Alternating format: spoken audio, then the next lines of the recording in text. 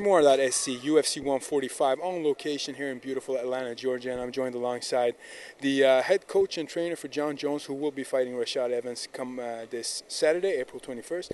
Now, Greg, before we start talking about anything, how tired are you of the media circus for this fight? The media is the media, and you guys have to do what you have to do. So that's just part of the job. You know what I mean?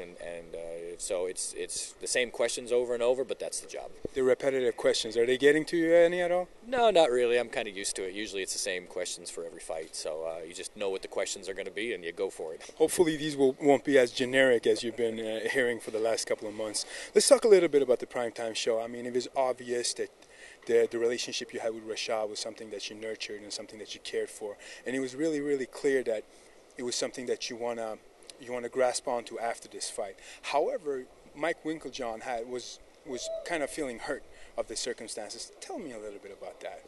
I still consider Rashad a friend. You know, I think he's a great guy. He's just maybe a little angry at the moment and has been for a while, and we'll just see how things play out. Winkeljohn is definitely a lot more, soldierish, I guess, and so, yeah, he's just ready to go wherever, and for me, it's a little more sensitive about it, but, you do what you do, and we'll just get through this weekend and see what happens after that. We were at the press conference yesterday, and it seemed as if though Rashad has been trying to keep down the level of smack talk, at least from the beginning of it. Then they got into it with just zinging each other a little bit. What were your impressions about that?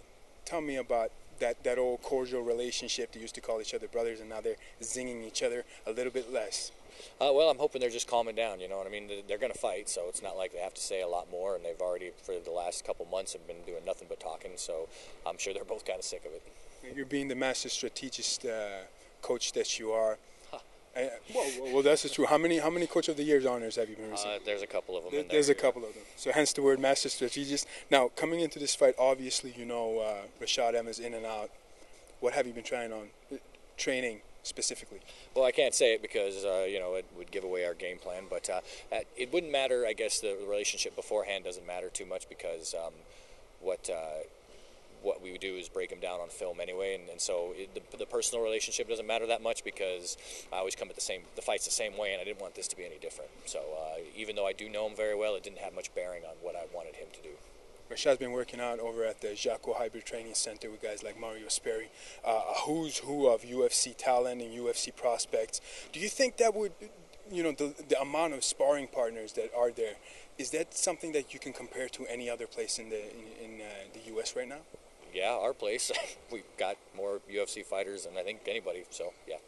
So also, I mean, obviously, there's been discussions that Rashad Evans helped build the Jackson Academy. What do you feel about that when people say that? Well, certainly. I mean, he's part of the team, and he had a really large contribution to what happened. A long time before Rashad was there, we were winning in King of the Cage, we were winning in the bare knuckle stuff, we were winning in the Grappler's Quest stuff. So we have a long history. We've been doing this almost 20 years, and Rashad's been around for 9 or so. So he certainly had a significant contribution. However, we all made each other. There was no one person that made anybody. Speaking on the subject, this is a delicate question. I mean, if you want to talk about it, we can talk about it a little bit. Let's talk a little bit about performance-enhancing drugs. Obviously, there's been an issue in the UFC as of Alistair Overeem. He's waiting for the commission to talk to them for his questioning on the April 24th. Now, in the past, there were some issues with Nate Marquardt, who used to be with your guys over there at Greg Jackson's. What are your thoughts about the rise of issues regarding PEDs in our sport? Well, I mean, of course, we're against cheating in any way, shape, or form. There are extenuating circumstances. I mean, if you have medical conditions or stuff like that, then obviously you need to work to fix them. But we're against kind of any performance-enhancing drugs, and just because it's cheating, it's like you didn't have what it took. Or what it takes, to win under those circumstances. And so for me, I have a little bit of a pride. I'm not a huge arrogant guy, but for me, I want to be smart enough to figure out what to do within those parameters. You know what I mean? These are the parameters. This is what you can do within those parameters. And so it wouldn't be fun if you just decided, oh well, I'm just going to beat the whole system, because then you're not learning or you're not challenging yourself. What are your thoughts about the 6-to-1 ratio regarding testosterone to epitestosterone? Should that be lowered by the NSAC so that they don't have these issues in the future? Well, those are better qualified minds than I am. I honestly don't know much about steroids. What other people put into learning about all that stuff, I try to put into technique, so I don't know much about it. There's, I'm sure, more qualified people than me to answer that question. One final question. How's your relationship with George St. Pierre as of right now? He's training with more and more with TriStar, moving all around the place, and also he's going to be fighting one of your fighters. How does that feel? I mean, you talked about earlier you don't have any procedures in place whenever one of your fighters... now, right, so me and George are still tight.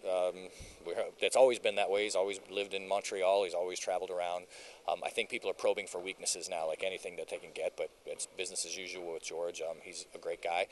They're fighting each other. Two of my champions are fighting each other, and I just step out of it, let the other coaches get a lot of credit. And so we have all these protocols now after this situation where, okay, now we do this, and the other thing, and so I step out, and those guys will have a lot of fun, and I'll be eating a cheeseburger somewhere, but I don't like it. Oh, really? You're not gonna go. I mean, if I got other guys, but I'll go. I don't like to see that. That's just me. But yeah, everything's cool. George is great, and we're always the same tight team that we've been. So no planning whatsoever with Carlos Condit? No, of course not. No, George St. Pierre and I have been through too much. He's still on the team despite everybody hoping that he does something. He's still with the team and still happy, and I'm still happy. And so, yeah, I'm not going to help either of them against each other.